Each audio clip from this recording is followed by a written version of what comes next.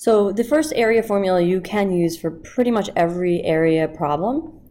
Heron's formula allows you to solve a triangle that's where you know the side situation. Now I'm going to show you how to use Heron's formula and then how to do a similar problem without using Heron's formula and using the previous formula. So if you don't want to memorize another formula or learn how to use this one, that's okay. You should know it though for the test. I ask some questions about the formula, so I just make a note. Even if you decide not to use this formula, you should know the different pieces of it and kind of what they mean. So the area for this is the square root of s, and I'll tell you what s is in a minute, times s minus a, times s minus b, times s minus c, where a, b, and c are your three sides. And s is a plus b plus c over 2, which is the perimeter divided by 2, also known as the semi-perimeter. So I would just make a little note next to this to study this part of it for the test, know what the semi-perimeter is, about that formula. And that's really it. Now, in order to use the formula, our example, I am going to write examples, and these are going to be your side situations, although I'm going to do one of them with the previous formula. So find the area of triangle ABC if A equals 125 yards, B equals 160 yards,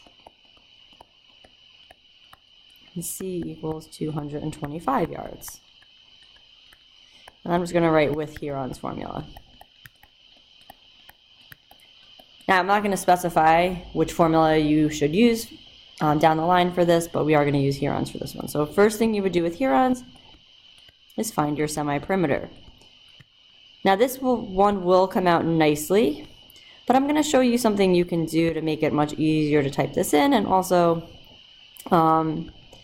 if you're using an older calculator, how that would help with that situation.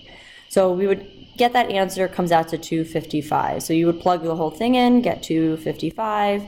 Now what I would do is I would take the 255 and I'm going to store it into a variable. So if you notice down the line here, we have this STO, it's right above the on button. So I'm going to store it. The easiest variable to store is X. So I'm going to click X. Now I could do alpha A, alpha B if I wanted to. I'm going to click those just to show you alpha B and then just go back and delete those. So you could use those letters as well anytime you want to go back and use something and don't want to have to go back and look for it and grab it. So I'm actually going to store that. It's going to make it easier to type in.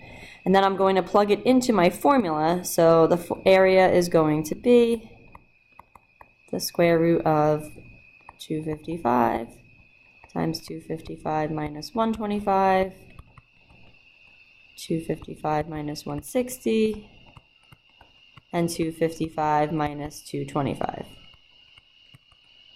All underneath that square root. Now I stored this in X.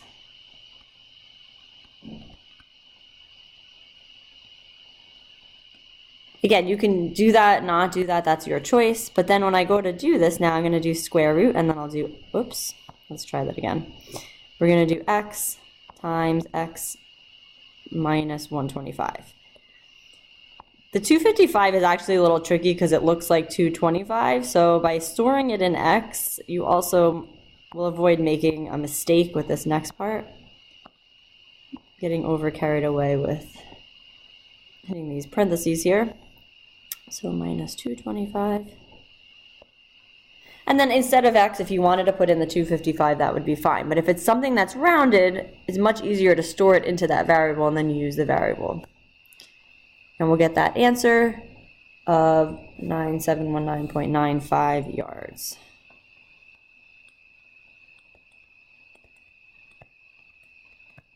Squared.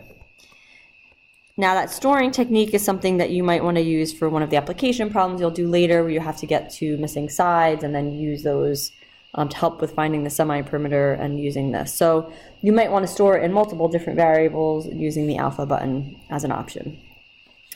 All right, so a second example that normally you could use Heron's formula, I'm going to show you your alternative for doing it. So we're going to find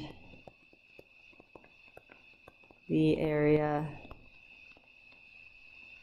of the triangle with the following sides.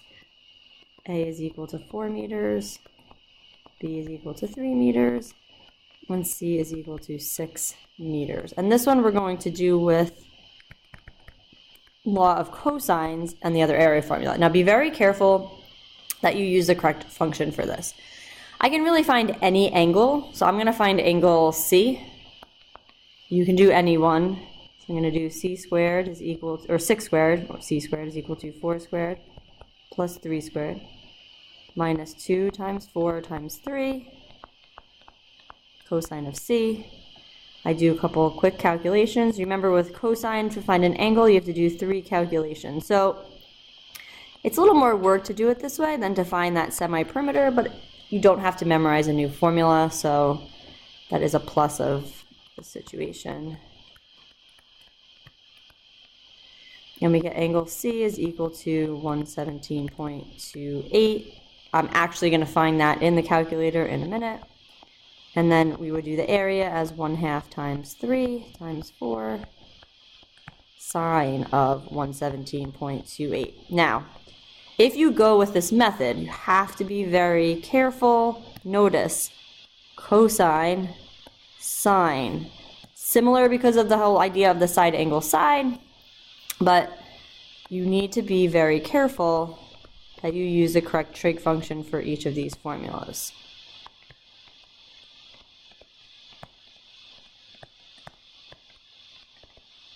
And that's just a matter of when you're doing your practicing and making sure to do some practice that you are using the correct formulas and the correct trig functions in those formulas.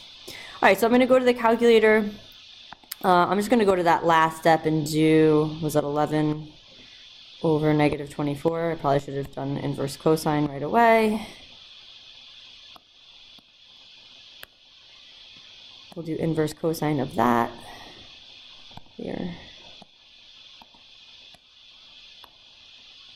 Or second negative sign, and then I'm going to do 0.5 times 3 times 4 sine of that answer, or you could do second negative sign, and that gives me 5.33 meters. So this is just an alternative to using Heron's formula.